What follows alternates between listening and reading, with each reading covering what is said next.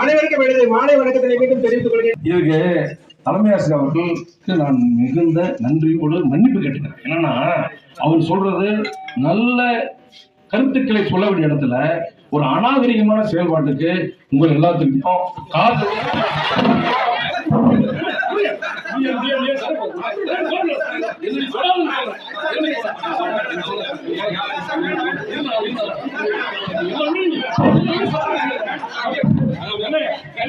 காலத்துக்கு